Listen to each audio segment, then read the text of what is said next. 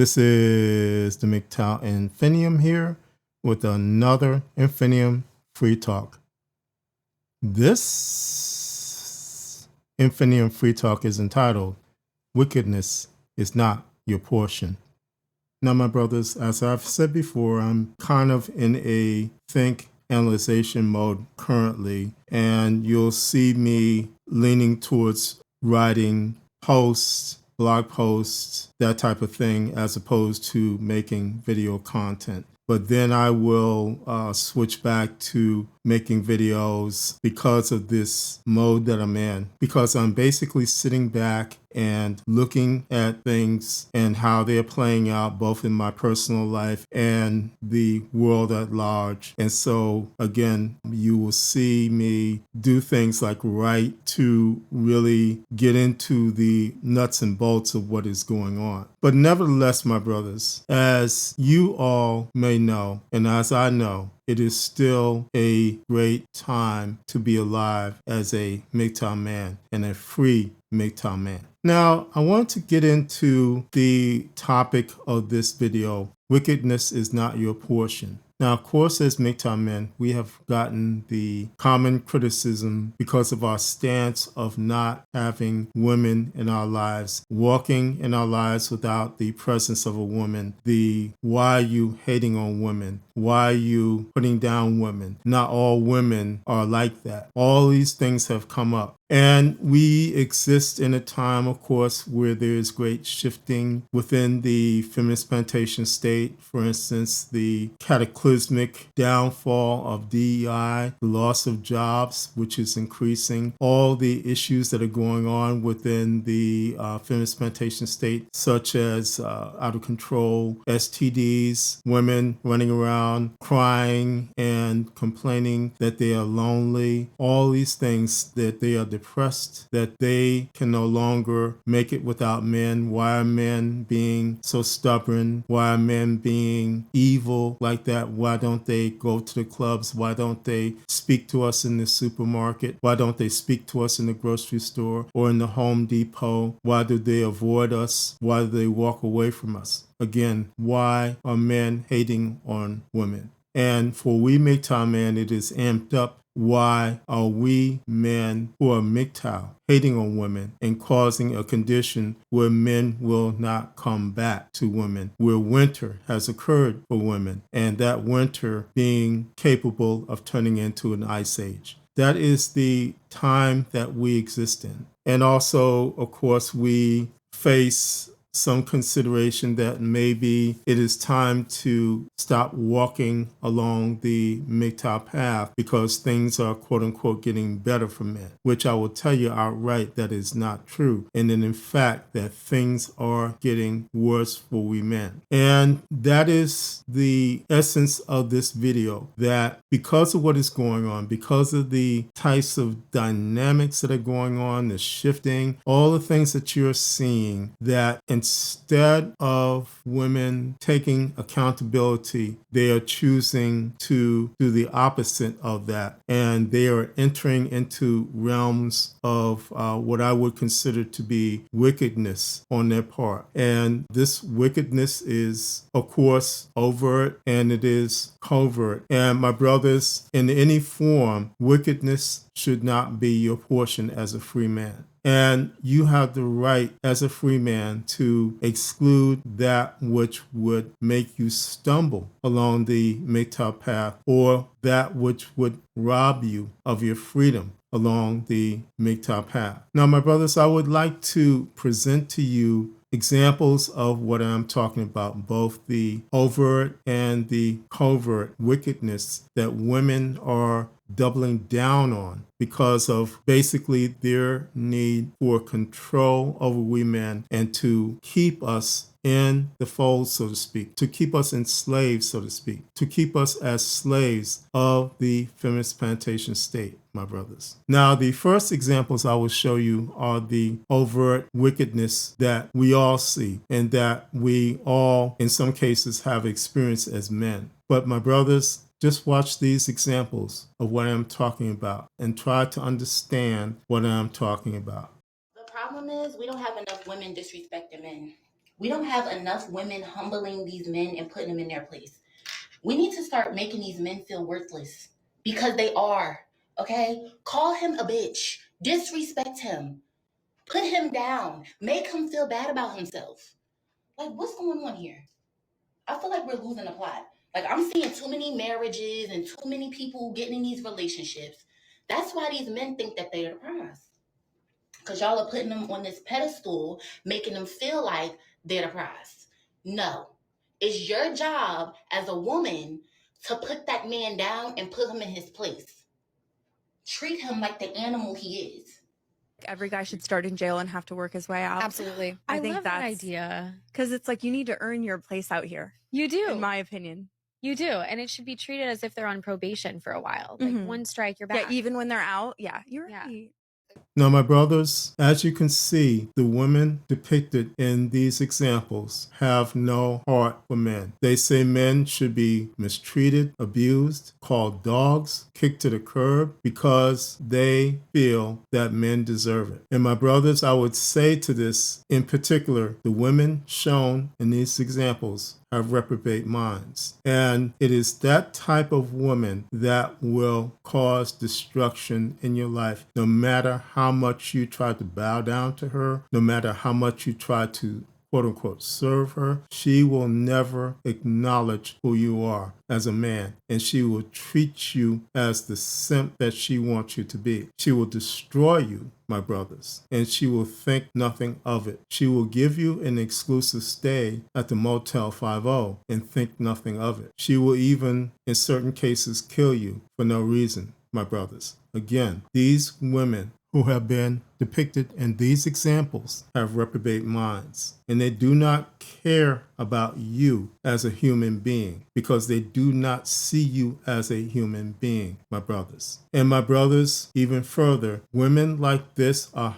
highly dangerous. Now, for example, you may have heard about the incident where a female McDonald's worker killed her manager over basically being sent home and her not liking the type of situation where she was sent home. Now, the McDonald's manager was a single mother of 6, but yet the other woman who killed her, who is similar to the woman who displayed cruel, heartless behavior towards men in the first set of examples of women who I feel have reprobate minds. Again, that worker is the same type of woman who cares nothing about anyone who is a human being. All she cares about is herself. And so, as what happened with the McDonald's incident, this woman who was mad about being sent home killed the manager, stabbed her to death, and thought nothing of it. She did wind up being arrested and having a $25 million bond placed on her head. But my brothers, as I've said in other bits of my content, first of all, there is a condition where women are eating each other that is getting worse. But my brothers, sticking with the topic of the wickedness, that same wickedness of that employee who has a reprobate mind, that would happen to you. If you were in relationship with a woman like that, where you said no or you refused to do something, you could wind up in any type of condition, from being put in jail off of a false allegation to basically being deleted, to basically being killed by a woman like that. These women who are like this, there are a lot of them out there because of the out of control narcissism that is in the feminist plantation state that has allowed this type of condition to happen, that has allowed things like DEI to happen, where women who are unstable, who are of reprobate minds, to be participants in society with the expectancy of having good men in their lives so that they can abuse them and destroy their lives. That has happened, my brothers. And that is why, again, it is highly dangerous to have these types of women in your life. Now, moving on to the next example of what I consider to be wickedness, but it is in a covert form. And that wickedness is the use of tactics or manipulation to get you to be hoodwinked into doing things like simping and therefore being placed into bondage because of that. Now, one of the tactics that I have been seeing increasing use of lately is a tactic called reverse counterflow logic. Now, my brothers, I am preparing a video which will delve into the aspects of reverse counterflow logic. But briefly stating what reverse counterflow logic is, it is a tactic which is designed to, first of all, pull you into a position of compromise and then pull you fully into a position where a woman has control over you. Now, on face value, reverse counterflow logic may seem like doublespeak, which doublespeak is basically designed to create confusion. Reverse counterflow logic goes further than that. Now, when a reverse counterflow logic tactic is used upon you, it is like this. You are a pole which is opposing the pole of where the woman stands at. There is a middle ground between those two poles, between the pole that you are on and the pole that the woman is on. And what happens with reverse counterflow logic is the woman will come out with a position that says that yes, there is a problem because of feminism, but your embracement of the MGTOW philosophy is not the answer. And so through gradual using of that type of logic, yes, there is a problem, but your answer to the problem is not the answer. She gets you to move from your position, from your pole to the middle ground. And it is there at that middle ground where she begins to undermine you and to force you to come to her position. And you will note that at no time does she move to the middle ground. It is you that moves to the middle ground and then is pulled to her side of the poles. That is why reverse counterflow logic, which again, I am seeing increasing use of this tactic, is evil, my brothers. You will see in this example of what I'm talking about, my brothers. How can a man walk away from a child that he has been raising for 3, 5, 10, 15 years simply because the DNA test shows that he's not the biological father? Hear me out here. I'm not being insensitive. I know that his world has just been turned upside down. I know he feels betrayed. He's devastated. I empathize. I sympathize with his predicament. However, how is one able to walk away from a child that one has bonded with, loved, nurtured, poured blood and sweat into, simply because the DNA test shows that you're not the biological father? I understand getting rid of the wife or the girlfriend. The word I actually want to use starts with a W and rhymes with sure. Get rid of the W. But the children or the child, the innocent child, it is flummoxing to me. Now, I'm not a man and I do not know how this impacts men. I also know that there's deep shame.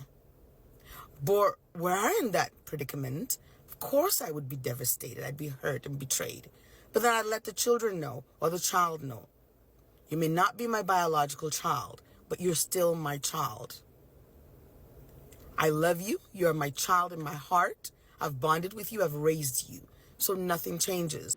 Now, I know a lot of men worry about, oh, then I have to continue paying I have to pay child support now that we're not together. So what? I'd pay the child support. Because you know what? Even though everything has changed, nothing should have changed because it's still the child that I raised, bonded with, and loved. And in an attempt not to pay child support, one ends up cutting off one's nose to spite one's face. Because you got to look at the big picture, the relationship with that child, the continued relationship, and the ability to go ahead and raise and nurture that child because you already have that bonded relationship.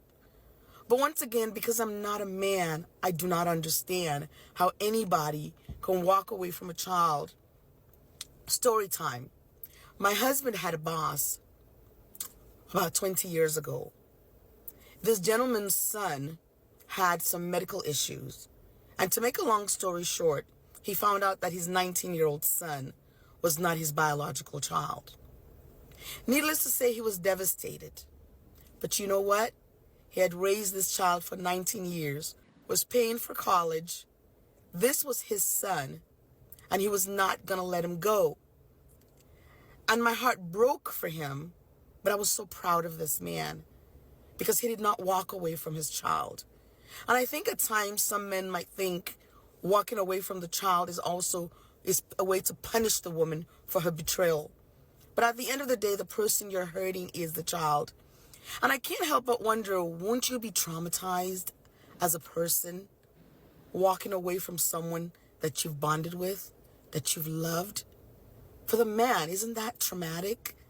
I mean, I really do not understand. I just cannot relate. And once again, I'm not a man. I'm sensitive to the hurt, to the pain, to the betrayal. But is it right to walk away from a child you've bonded with simply because the DNA test shows that you're not the biological father?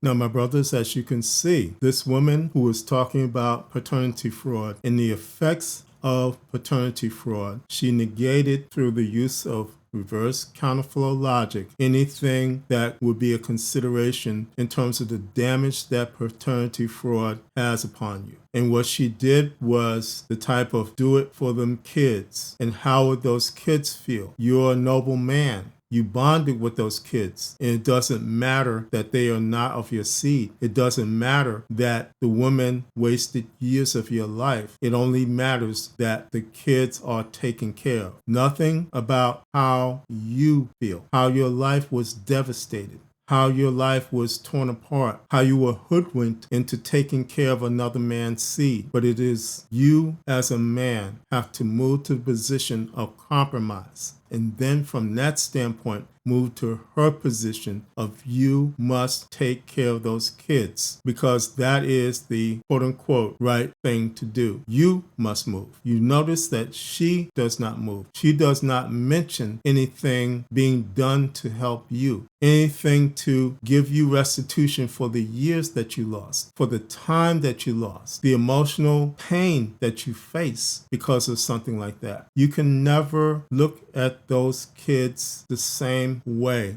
once you find out they are not of your seed. You can never do it, my brothers, no matter how much you try. But again, you must see that there is no consideration whatsoever about what this is doing to you, what you were enslaved to for years, and what the family courts will do to you, forcing you to pay for kids that are not yours. There is no option for you to walk away. And you should have the option. You should have the freedom to do what you feel is best for you, not for the kids. Because, my brothers, it is like this. You were hoodwinked into something that robbed you of everything, robbed you of being a father, robbed you of your freedom, your money, your time, everything. It is not about bonding in the case of paternity fraud. It is about what is being done to you. It is a wicked crime, and women who use tactics like reverse counterflow logic upon you are doing this from the basis of being wicked. They have no consideration of who you are and what has happened to you. It is only their selfish considerations. It is only to keep the game going, to keep you enslaved, my brothers. And again, my brothers, that is a form of wickedness that is not your portion. Now, the third example I would like to present to you is what is going on and what is, in my opinion, wickedness, because it is the type of hypocrisy that we MGTOW men are experiencing. And that is the increasing numbers of women who are now speaking out, who are now saying that we are on your side. We had your backs. We know that this was wrong, and we stand with you. A lot of men are now leaving it up to women to ask for their phone number, pursue them, holler at them. And we talking about men over 40, right? And it's crazy to me because literally a generation before them, those men were the hunters and, you know what I'm saying, pursuing women. And I'm confused because I don't know what the hell happened. Is it the Me Too movement that fucked this shit up? Or is it the feminist movement, which none I am a part of, okay? I didn't ask for this shit. I'm trying to figure out who dropped the ball, because now we got a whole bunch of men walking around here like they want to be the fucking women and we the fucking men. And it's tiring as fuck, honestly. You meet somebody and they really expect you to like hit them up. They don't do shit no more. And it's really sad that we have these type of men now. But I don't know if it's our fault, not me personally, but women's fault as a whole, because we kind of made these motherfuckers like this. You know what I'm saying? Like scared to approach us, scared to say shit, scared to like even be intimate with you. Men are naturally meant to be the hunters. Women are the gatherers. Like women don't even have a mental capacity to chase men like how a man is supposed to with a woman. You know what I'm saying? It ain't even in our nature to do it. But it's like we're being pushed into that. And it's not a natural thing. I'm ready for the end. So I'm just trying to figure it out. I'm asking hard questions here. Like, what the fuck happened to these men out here? We need to go back to how it was, because I don't know how many of y'all sisters is built for this shit, but honestly, I'm not. Okay?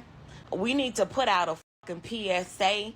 We need to get on a bullhorn and be like, wait a minute, we want to go back to how it was 10 years ago. A bitch is tired. Okay, get on your, send an email, because we need this to be a national campaign against whatever the fuck happened. We need to go back to how it was, because I ain't built for this shit. Let me know if you are. My brothers, hypocrisy in itself, when it comes in the form of lip service, when men worldwide have suffered because of things like Me Too, because of things like women are always right, these women who are now giving us lip service, who are trying to speak for us, these women who are trying to interfere or control the narrative that rightfully belongs to us, who are telling us that what they understand to be the problem is the solution to our problems, aka taking our talking points and throwing them back at us and saying that we men are the problem. They are not the problem. They have no reason to take accountability for their actions. And their actions were sitting back and allowing the terrible things that happened to us over the course of the years. And if it had not been for the losses that women overall are taking because of what is going on, these women would continue to sit back in silence and just watch we men suffer. They would hide under the guise of being the waltz when in fact they are tacitly agreeing with the persecution of men. They would gaslight us and say that we are the problem and we are the cause for women being out in the cold, so to speak, in this wintertime. They would say that we are the ones that are being paranoid when we don't go to the clubs, when we don't speak to women in grocery stores. They would say that we're the ones that are being stubborn and oppressive because we look away instead of speaking and smiling. But yet again, they negate that things had gotten so bad that men have gone to jail because of them just innocently smiling at a woman. And they forget about the terrible things that were said to us by women, by the feminist plantation state, by feminists, and they sat back with tacit agreement and in some cases snickering in their hearts at us when things like women need men like fish need bicycles, or we women are safer with bears because men are dangerous. They sat back and said nothing, and in my opinion, again, snickered in their hearts at what was done to us. And now, because of what is going on, that they can't find men, men will not talk to them, And when they cry and say that we're not like the feminists that you see, you don't have to be like that, they are now facing the reaping of what they have sown. And my brothers, again, those women that are speaking out on an increasing basis, they are doing so in hypocrisy. And my brothers, that is a form of wickedness in itself. To say that you are on the side of someone who has suffered in part because you did not speak out. And furthermore, you oppressed the few women that did speak out. You did not stand with the few women that spoke out. That, my brothers, is a form of hypocrisy, and it is as well wicked behavior. What I'm saying to you, my brothers, again, this type of wickedness, this type of thing that is going on with women, it is fully attributable to the lack of desire to come to any type of accountability